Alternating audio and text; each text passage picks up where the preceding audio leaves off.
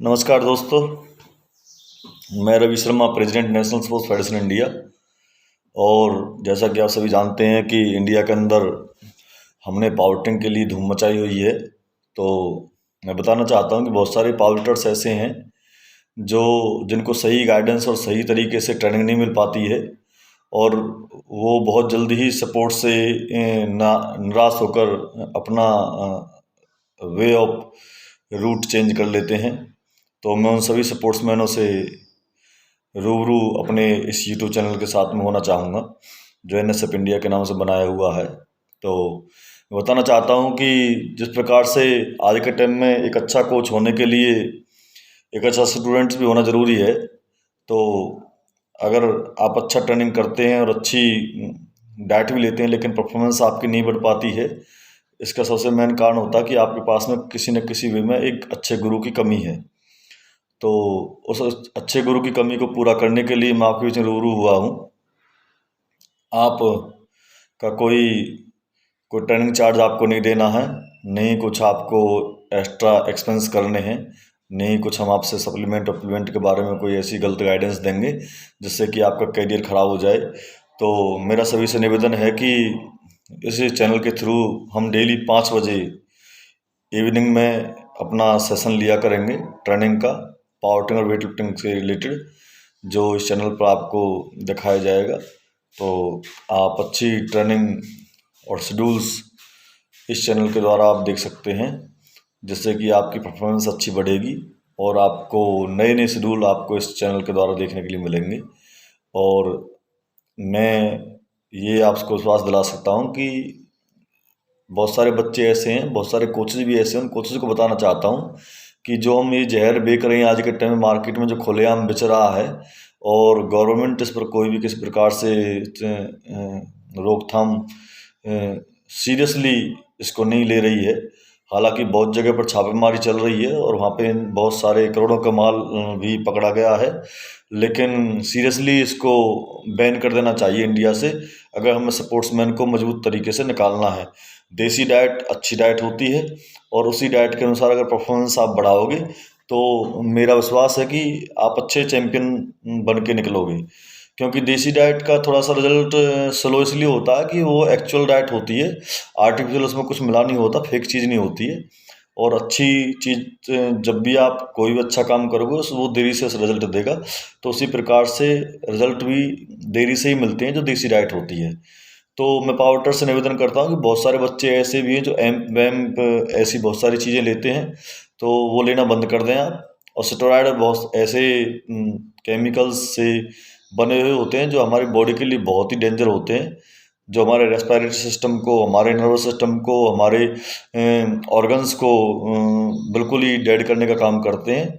जो हम अभी तो पता नहीं चलेगा कि इस एज में हमारा जो सिस्टम होता है बॉडी का पूरा ही ऑटोमेटिकली मजबूत होता है, क्योंकि ग्रोथिंग एज होती है। लेकिन आने वाले टाइम में जब हमारी एज थोड़ा डाउन होना शुरू हो जाएगी तो हमको अपने आप ही इफेक्ट मिलने चालू हो जाएंगे। हमारे बाल ऑटोमेटिकली झड़ने शुरू हो जाएंगे, अधिक स्टेरॉइड लेने से हमारे दांत खराब हो जाएंगे, हमारी बोन्स की डेंसिटी कम हो जाएगी, और बहुत सारी चीज़ें हैं जो आपको स्टेरॉइड के कारण देखने के लिए मिलेंगी। लेकिन अगर स्पोर्ट्समैन आप अच्छे हो तो मेरा मानना ये है कि आपको इस स्टेरॉइड से बिल्कुल बचना चाहिए, क्योंकि स्टेरॉइड कभी भी ये साइंटिफिक रूल्स के अनुसार कभी भी सिद्ध नहीं किया हुआ कि स्टेरॉइड आपकी परफॉर्मेंस को बढ़ाएगा। ये कहीं भी लिखा हुआ नहीं है। एक्चुअली ये जरूर लिखा हुआ कि स्टेरॉइड आपके जीवन को खराब करेगा और आपकी परफॉर्मेंस को खराब करेगा और आपके बॉडी में कई प्रकार की बीमारियां खड़ा कर देगा, ये जरूर लिखा हुआ। लेकिन ये कहीं नहीं लिखा हुआ कि स्टेरॉइड आपकी परफॉर्मेंस को बढ़ाएगा, इम्प्रूव करेगा। देसी डाइट में बहुत सारे ऐसी चीज़ें हैं जो आप खा सकते, दाल खा सकते हो, काले चने से आपको प्रोटीन की मात्रा पूरी मिलेगी, पनीर खा सकते हो, अंडे खा सकते हो, आप फ्रूट्स में बनाना ले सकते हो, आप दही के साथ में डेली मॉर्निंग में सुबह उठते ही आलू 2 पोटैटो दही के साथ में उसको मेल्ट करके उसको अच्छे से आप खा सकते हो। और आपका देसी जो घी होता है वो बहुत इम्पोर्टेंट होता है, उसमें ये लगा लीजिए कि वसा की मात्रा कम होती है, और पॉली मोनोसैचुरेटेड जो फैट होता है उसकी मात्रा ज़्यादा होती है, जो हमारी कोलेस्ट्रॉल को कम करता है बॉडी से, तो वो आप ले सकते हो। तो ऐसे बहुत सारी चीज़ें हैं जो हमारे देसी डाइट्स के अनुसार मैं आपको 5 बजे इवनिंग में डेली गाइड किया करूँगा। हालाँकि जो मेरा एक तरीके से सिद्धांत है और जो मेरा फ़र्ज़ है मैं उसको पूरा करूँगा स्पोर्ट्समैनों तक पहुँचने में और स्पोर्ट्समैनों को अच्छी गाइड करने में, जिससे कि sportsman body building, power lifting और वेट लिफ्टिंग के अंदर अच्छी परफॉर्मेंस दिखा सकें और भारत और देश का नाम रोशन कर सकें। तो हम शेड्यूल भी उसमें बताएंगे सभी को कि हम किस किस हिसाब से ट्रेनिंग करने वाले हैं और कुछ स्टेप भी देंगे ट्रेनिंग के कि जिस हिसाब से ट्रेनिंग आप उसमें अच्छी परफॉर्मेंस के साथ में उसको कर सकते हैं और आपकी मसल्स भी उसमें बहुत ज़्यादा एनर्जेटिक परफॉर्मेंस में नेक्स्ट डे पर डे के इम्प्रूव होकर आएगी। दूसरी चीज़ मैं आपको बताना चाहता हूँ कि कंपटीशन के अंदर दौरान जो 3 मंथ का टाइम पीरियड होता है, उस टाइम पीरियड में आप अननेसेसरी चीज़ों को खा के अपनी ट्रेनिंग करते हैं, उसका कोई सिद्धांत कोई प्रयोग नहीं है। लेकिन अगर आप ट्रेनिंग को शेड्यूल के हिसाब से करेंगे तो पर डे के साथ जो आपकी परफॉर्मेंस बढ़ेगी वो एक पहली बात तो कभी घटेगी नहीं। दूसरी चीज़ ये है कि जो परफॉर्मेंस आपकी बढ़ेगी वो परफॉर्मेंस आपकी एक्चुअल में रहेगी और उस पर पूरा विश्वास रहेगा आपको कि ये मैं इतनी लिफ्ट मार सकता हूँ। नंबर 1 पॉइंट ये है कि हम अब ये समर सीजन चला हुआ है तो इसमें परफॉर्मेंस ना बहुत ही इंक्रीजिंग लेवल पे बढ़ती है और बहुत अच्छा परफॉर्मेंस रिजल्ट निकलता है इस टाइम पे। सर्दियों में थोड़ा सा हमारी परफॉर्मेंस स्टॉप हो जाती है क्योंकि हमारी बॉडी में उस हिसाब से वार्मिंग अप नहीं कर पाते, तो अब तो ऑटोमेटिकली बॉडी वार्म अप रहती है, आपको पता ही है। तो प्री वर्कआउट लेने की ज़रूरत नहीं है किसी को भी, हाल में प्री वर्कआउट तो लेना भी नहीं चाहिए क्योंकि आपको नॉर्मली एक तरीके से हमारे ऑर्गन को फोर्स करता है कि रेडी करने के लिए। वार्निंग अप वार्निंग डाउन किस लिए होते हैं? इसीलिए होते हैं कि हम अपनी मसल्स को तैयार करते हैं कि भाई आप तैयार हो जाइए कि अब हमको ट्रेनिंग करना है। लेकिन प्री वर्कआउट लेके ना हम उस स्टेप को ख़त्म कर रहे हैं अपनी बॉडी में से जो हमको कंटिन्यूसली डेली करना चाहिए वार्निंग अप वार्निंग डाउन के दौरान में। वार्निंग डाउन तो चलो आप कर ही लेते हैं, आप रेस्ट में बैठ जाते हैं और स्ट्रेचिंग भी नहीं करते हैं। बहुत सारे बच्चे ऐसे होते हैं जो स्ट्रेचिंग नहीं करते हैं वार्निंग डाउन के दौरान में, जबकि हमको स्ट्रेचिंग करनी चाहिए जिससे हमारी फ्लेक्सिबिलिटी मजबूत होगी। फ्लेक्सिबिलिटी जितनी बढ़ेगी बॉडी के अंदर उतनी हमारी स्ट्रेंथ इंप्रूव होगी। तो दोस्तों मैं आपसे यही कहना चाहता हूँ कि हम डेली 5 बजे इवनिंग में आज ही मिलेंगे 5 बजे। आज हम कुछ वेट लिफ्टिंग का शेड्यूल आपके बीच में शेयर करेंगे और वेट लिफ्टिंग की ट्रेनिंग भी हम अपने यूट्यूब चैनल पर डालेंगे और फिर पावर लिफ्टिंग की ट्रेनिंग आज दो ट्रेनिंग हम डेली डाला करेंगे, जैसे कि वेट लिफ्टिंग का भी शेड्यूल और पावर लिफ्टिंग का शेड्यूल भी, जिससे कि एनएसएफ इंडिया से जुड़ने वाले बच्चे हैं जो वेट लिफ्टिंग के अंदर भी अच्छा परफॉर्मेंस कर सकते हैं और पावर लिफ्टिंग के अंदर भी अच्छा परफॉर्मेंस कर सकते हैं। सबसे मैं मेन चीज़ बताना चाहता हूँ कि मैं एक चीज़ बताना चाहता हूँ आपको कि वेट लिफ्टिंग मोस्ट इंपॉर्टेंट है कंपेरिजन टू पावर लिफ्टिंग के।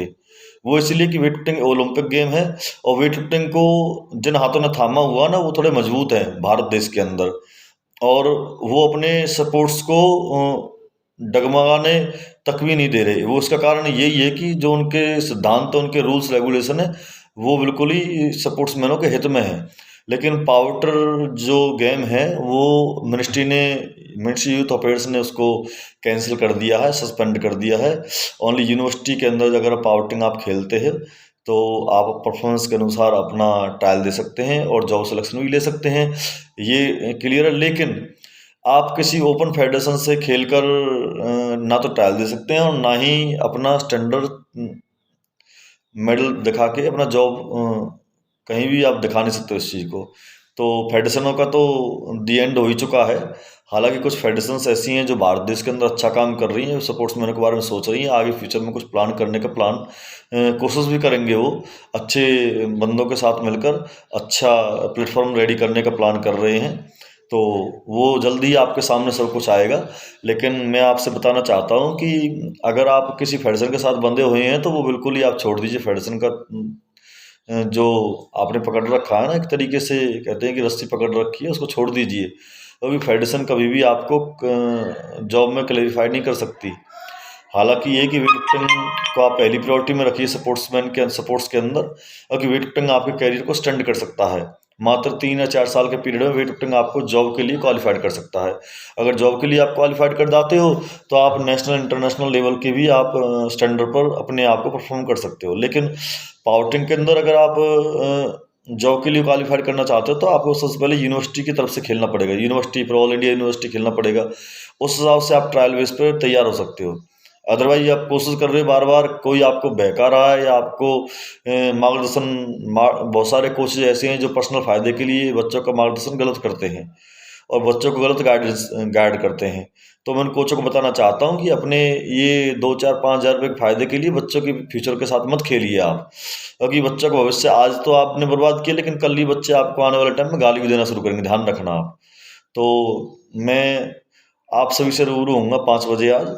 तो 5 बजे हम वेट लिफ्टिंग और पावर लिफ्टिंग के अंदर डिस्कस करेंगे टेक्निक्स को लेकर, और उस हिसाब से फिर शेड्यूल्स भी रेडी करेंगे और परफॉर्मेंस पे काम करेंगे, जिससे कि आप देखने वाले बच्चे हैं वो शेड्यूल को देख सकें और अपनी परफॉर्मेंस पे काम कर सकें। चलो, थैंक यू, धन्यवाद।